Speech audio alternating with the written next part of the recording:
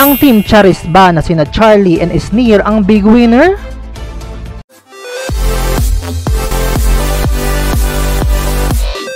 Ngayong gabi nga ay makikilala na nga natin ang tatanghaling Pinoy Big Brother Celebrity Collab Edition Duo Big Winner.